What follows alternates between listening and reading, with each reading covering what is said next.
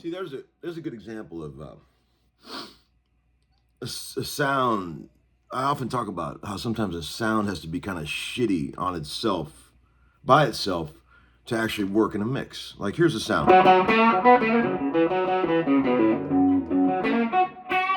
It's kind of cool, but you would kind of go, "That's a little thin, Larry," you know. But in the mix with these other big glassy bassy guitars here, you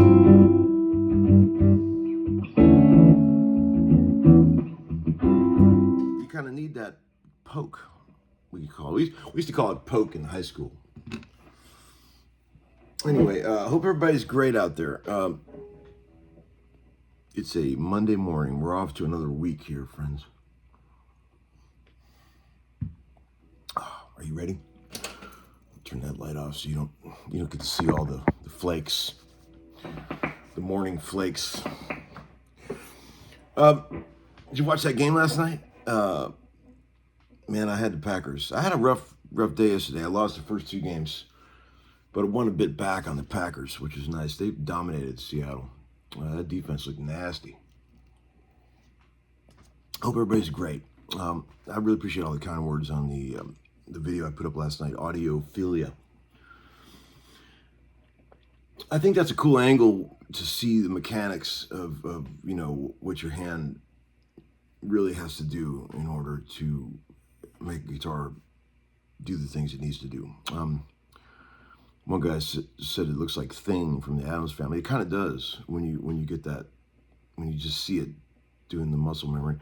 And another guy said, "I can't believe how strong your hands are, Larry." You know, it's funny, you can really see from that angle how much foot-pounds of pressure it takes to get those bends. I mean,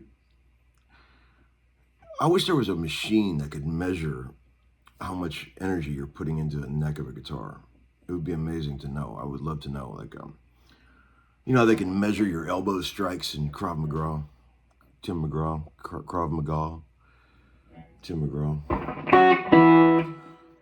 I noticed that my muscle memory from doing these bends for 47 years, when I lock into a whole step bend, it's like a mousetrap going off. There's a muscle thing that happens. It just locks into place, like, and I think there's a lot of pressure there. There has to be, you know, to bend those tens. And I imagine that when I get older and my muscles start failing, which happens to all guitar players, it's going to be pretty ugly because my method of playing has always been very physical. You know, I'm not one of those guys that just slides around and plays real light. I mean, there's a lot of pressure, and I'm doing a lot of big stretches and things that you know, require a lot of muscle things, you know. But there you go. By that point, hopefully I'll be retired and living in Detroit with some shady woman in a rented ghetto apartment. That's my goal. One guy said, well, first of all, I hope you guys are having a reasonable holiday season so far. I mean, I know this time of year can be rough.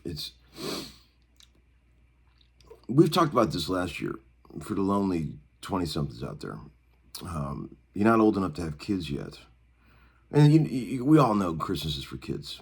We all know this. I talked about this last year. I'm going to remind you. You don't have kids yet, right? You'll have them. Don't worry. So just suffer through these Christmases when you're alone and drinking a bottle of Boone's Farm by yourself because your girlfriend had to go home to visit her family. Just put on some Christmas movies. You know, put on Miracle on 34th Street and just try to imagine what it's going to be like down the road when you have kids. You know, get ready for that. You know, that kind of thing. But don't get too depressed because I used to get really depressed in my 20s at Christmas time. But that was, you know, it's tough out there for a lonely dude, you know, in his early 20s at Christmas time. I'm just saying, I get it. So if you're feeling that way, I get it. Let's see. Well, there's a lot of questions in the VCB I've been meaning to get to. I've had a lot of comments about that. I guess that Willie Nelson thing I did has been airing a lot on whatever channel it's on. I did that a while ago. Willie's 90th birthday party. I was in the house band. That was an exciting gig. So many stars. It was a cavalcade of stars getting up to do, you know, Willie Nelson songs, and I was in the house band. Don was producing and playing bass. Great band we had. I remember we had Ben Montench on keys. He was really good. You know, at those rehearsals, I remember thinking, man, that guy's. I always knew he was really good. You know, I always loved the Heartbreakers, but I never knew he could really play. You know, I always thought he was more like a stylist kind of guy. And I don't mean that in a bad way. He can really play. Like, there was a couple moments during that I was just like, whoa, that boy can play. Okay. There was Gabe Witcher on the fiddle. Boy, what a talent that guy is. Freakish talent. Greg Lease on steel. Terrence Higgins on drums. Audley Freed on second guitar. McCrary sisters singing backups. It was a good band. And man, we had to learn a million songs. And it was so hectic putting that together. I remember we were making arrangement changes down to the last minute before we walked on stage. Trying to choke down a quick dinner before we walk on stage for a 3 or 4 hour show and still making arrangement changes. You got it? They cut the bridge out on so-and-so. It was very hectic, but we did it, and it was great. And there was a lot of highlights for me personally. Getting to play an acoustic duo with Beck was a personal highlight for me. A song called "Hands on the Wheel." It's on YouTube. You could look it up. But I played the whole intro, first verse, first chorus, played acoustic, and he sang. It was very cool because I'm a huge Beck fan. Not Jeff Beck, Beck Hansen. I mean, I love Jeff Beck too, but I'm a massive Beck fan. Like Sea Change album is. I wish I could explain to you how many drugs I have done listening to that record. But man, that's a great one. All-time drug record for me. Sea Change. I'm kidding, kids. I don't do drugs. I've never done drugs. I'm trying to be cool right now by saying that. I'm trying to look cool. I've never done drugs. Kids, don't do drugs. Okay, 2 Monday night games tonight. Let me know who you like. We got the hapless Bears against... they're playing a good team. Who are they playing? I forgot. They're playing somebody good. But nobody cares about the Bears because they suck. Anyway, and I got some shit written. I had some comments. I know I just said that. Today is my first day of a week of producing a record at the Smokestack, my favorite studio. Smokestack and Blackbird, my two favorite studios in Nashville. I love them both. I'm working on a project for that girl Jamie French and her husband. It should be a fun week. They're fun to work with. Let's see. Oh man, let's see. I've got stuff here. One guy, a sweet guy named J.R. Dubé. He sent the kind of comment that makes me laugh. I love this kind of stuff. I mean, it cracks me up. Like, super sweet guy. And I'm in no way slighting this fella. I can tell he's being honest. He says, Larry, can you do a video that clearly shows that these vintage amps are better than my Fender digital amp that says I have all these amps plus effects? See, that's what's great about the marketing of today's stuff. I mean, people have, with all this modeling and stuff, they really have made people believe that they have the original stuff. Like, people are really falling for that. Like, they think that this little, I said to him, like, this fucking thing made in Vietnam out of cell phone parts has the same circuitry in it that a Blackface Deluxe Reverb has. Friends, it doesn't. You cannot make a 2-pound item that has the same kind of tonal mass that the transformers in these amps. The transformers are what gives you the tone. You can't make an amp out of cell phone parts and have it sound like a Blackface Fender Deluxe Reverb. I'm sorry. It's amazing what people will believe. Like, and these are beginners, you know, guys that, and that's what I said to the guy. Like, look, if you're gonna fall for that, and that you know, I already know what level player you are. It's like, just enjoy whatever amp you have. Like, every amp is cool when you're a beginner.